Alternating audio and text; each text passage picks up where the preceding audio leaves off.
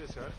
We've been all out today. What have you to say about the massive solidarity support that you have received today from the people? I reckon you must have gotten a feedback about how people have gone all over town saying it's you or nobody else.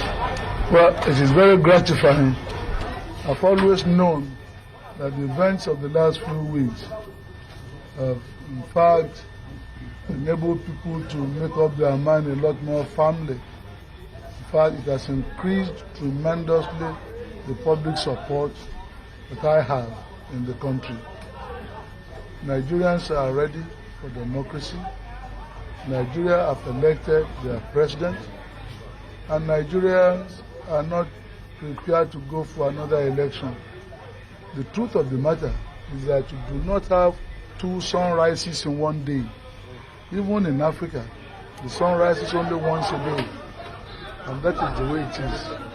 The people have made it very clear that that is what they want. And I'm sure the purpose is to let government know that the people are very serious in what they are saying.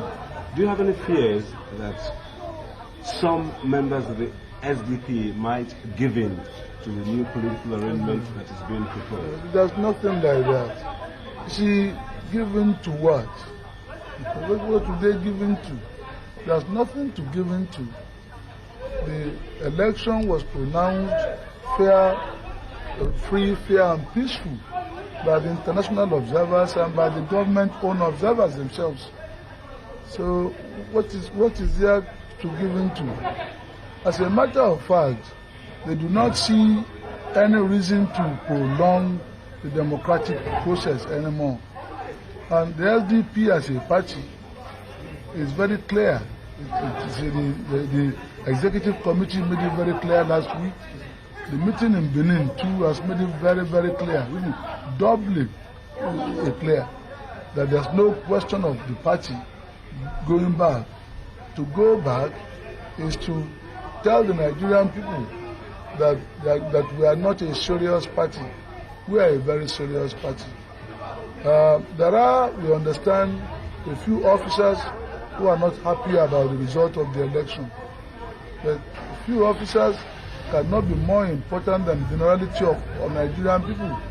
14 million Nigerian people voted in the last election, more than voted at the National Assembly election. And as a proportion, probably more than have voted in the United States election, the presidential election. So that in itself is a massive mandate. And I have 58.9% of the votes.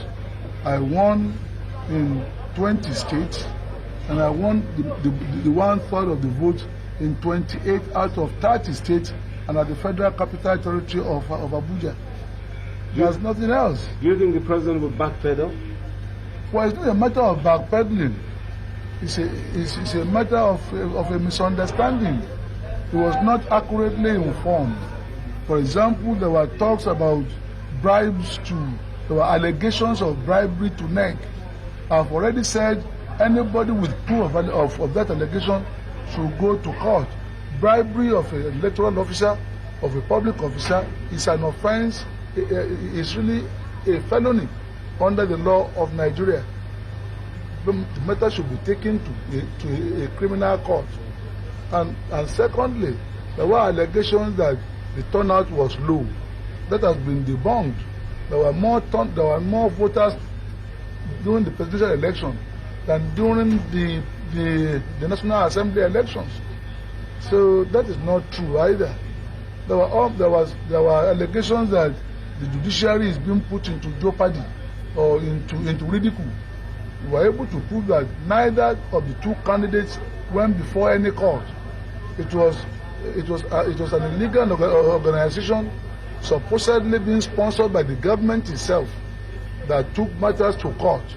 That has nothing to do with us. There were allegations that large sums of money were spent, 2.1 billion naira. That was not true. I've denied it. The other candidate has denied it. In any case, there is no upper limit to the expenditure that can be incurred by any candidate in the presidential election or in any election under the law of Nigeria.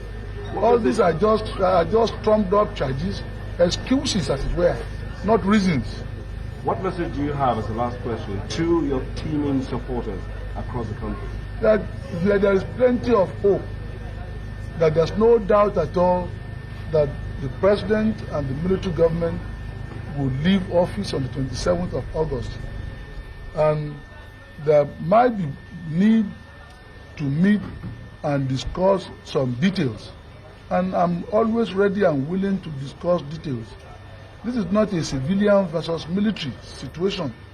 The preponderant majority of the Nigerian military and their family voted overwhelmingly for me in the last election.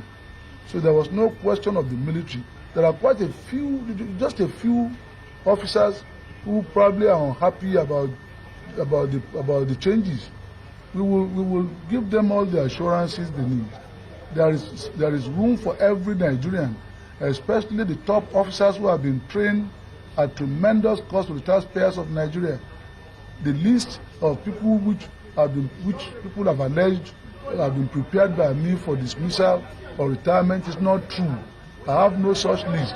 We need all the soldiers we have in the Nigerian army, especially the senior ones who have been trained at considerable cost to the taxpayers of our country. Thank you very much. Thank you very much indeed.